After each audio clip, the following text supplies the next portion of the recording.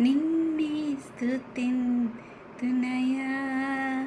యేసయ్యా, నిన్నే సేవింతునయా, నిన్నే స్తుతింతునయా యేసయ్యా, నిన్నే సేవింతునయా.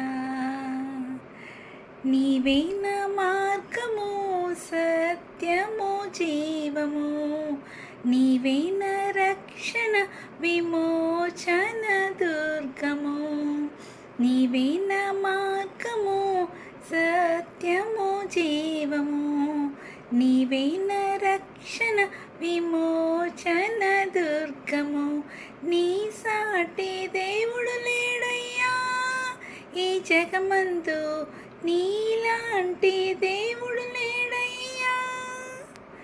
ఆరాధింతును నిన్నే, ఆరాధింతును, ఆరాధింతును నిన్నే, ఆరాధింతును, నిన్నే స్తుతింతునయా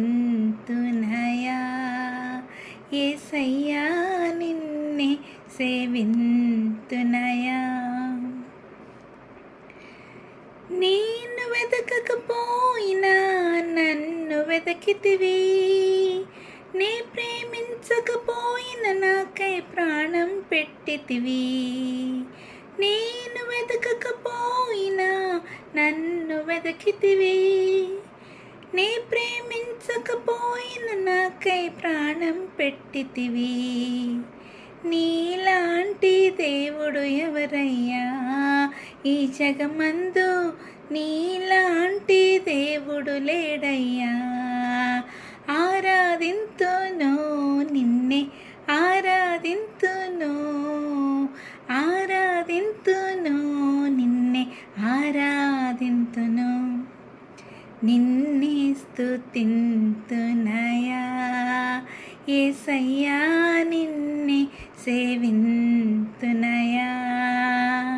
నీవే నా మార్గము, సత్యము, జీవము, నీవే నా రక్షణ, విమోచన, దుర్గము.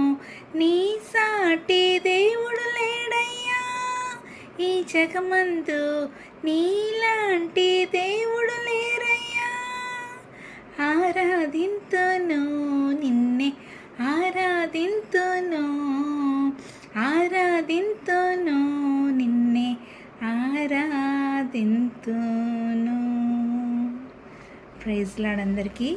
మరి చాలా కాలం తర్వాత మళ్ళీ మీ అందరి ముందుకి దేవుడు నన్ను తీసుకొచ్చాడు. దేవుడు నన్ను స్వస్థపరిచినందుకు దేవుడికి వందనాలు చెల్లిస్తున్నాను. మరి బైబిల్లో మత్తయి సువార్తలో ఒక మాట ఉంది. ఏంటంటే మరి 18వ అధ్యాయము 25వ వచనం నుంచి 30 లాస్ట్ వచనం వరకు మరి మనం చదివినట్లయితే అక్కడ ఏమని ఉంటుందంటే, మరి మనము కొన్ని క్షమిస్తేనే దేవుడు మనల్ని క్షమిస్తాడు అని అక్కడ రాసి ఉంది. ఏంటంటే ఇక్కడ స్టోరీలో మరి ఒక యజమానుడు సర్వెంట్కి చెప్తాడు. సర్వెంట్ వస్తాడనమాట. వచ్చి, యజమానుడా, నేను నీకు చాలా అప్పు అయిపోయి ఉన్నాను, ఆ అప్పు నేను తీర్చలేను, నాకు భార్య బిడ్డలు ఉన్నారు, నాకు మరి సమయం దయచేయి అని మరి అడిగినప్పుడు మరి ఆ యజమానుడు అంటాడు కదా, మరి సరే నేను నిన్ను క్షమిస్తున్నా, నువ్వు సంతోషంగా ఇంటికి వెళ్ళిపో అంటాడు. అన్నప్పుడు అతడు మరి కృతజ్ఞతతో అక్కడి నుంచి వెళ్ళిపోతాడు. వెళ్ళిపోయిన తర్వాత ఏం జరుగుతుందంటే, తన దగ్గర పనిచేసే ఒక సర్వెంట్ వచ్చి, అయ్యా, నేను నీ దగ్గర అప్పు ఉన్నాను కదా, మరి నేను అప్పు తీర్చలేకపోతున్నాను, నాకు సమయం దయచేయంటే గొంతు పట్టుకొని అతన్ని మరి చాలా మరి అతన్ని బాధ పెట్టినట్టు అక్కడ ఉంటుంది. అతన్ని చాలా మరి నువ్వు తీరుస్తావా లేదా అన్నట్టుగా, మరి అతను అక్కడ క్షమించినట్టుగా లేదు. అప్పుడు అక్కడ ఉన్న వారందరూ బాధపడ్డారట. మరి మరి మనం ఉచితంగా ఏదైనా పొందినప్పుడు ఇతరులకు ఉచితంగా ఇవ్వాలి. ప్రభు ఆజ్ఞ కూడా అదే కదా. మరి దేవుడు మనల్ని క్షమించడానికి ఆయన తన ప్రియకుమారుణ్ణి ఈ లోకానికి పంపించాడు.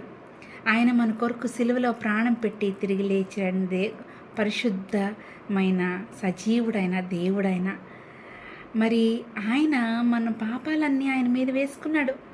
మరి మన కోసం ఆయన ప్రాణం పెట్టాడు. మనం చేసిన పాపాలకి ఆయన శిక్షను అనుభవించాడు. మన శిక్షను ఆయన మీద వేసుకున్నాడు. మరి మనల్ని క్షమించాడు. మరి మనం కూడా ఇతరులను క్షమించాలి. మనల్ని ఎవరన్నా బాధ పెట్టినా, మనల్ని ఎవరినన్నా మరి దుఃఖపెట్టినా కూడా మనం క్షమించి వారితో మనం ప్రేమగా ఉన్నట్లయితే పరలోకపు తండ్రి కూడా మనల్ని క్షమిస్తాడంట. అప్పుడు మనం పరలోక రాజ్యంలో ఆనందిస్తామంట. కాబట్టి మనము ఈ లోకంలో ఉండగానే, బ్రతికుండగానే అందరితో సమాధానంగా ఉండాలి. కాబట్టి ఈరోజు మరి అంశం ఏంటంటే మనము ఇతరుల్ని క్షమించాలి. అప్పుడే దేవుడు మనల్ని క్షమిస్తాడు. అప్పుడే మనం పీస్ఫుల్గా ఉంటాం. కాబట్టి మీకు పీస్ కావాలా? అలా అయితే you should be having forgiving spirit. May God bless you all and enjoy the peace of God. God bless you. And మీ యొక్క ప్రతి సమస్యను నాతో పంచుకుంటున్నారు, ప్రార్థన చేయించుకుంటున్నారు, గొప్ప మరి కార్యములు కూడా మీరు చూస్తున్నారు. కాబట్టి keep praying for me also and I will also be praying for you. And keep sharing your testimonies with me and God bless you all. And ఏ సమస్య ఉన్నా దేవుని వైపు మనం చూసి ప్రార్థన చేసినప్పుడు తప్పక దేవుడు మనకి సమాధానాన్ని ఇస్తాడు. God bless you all.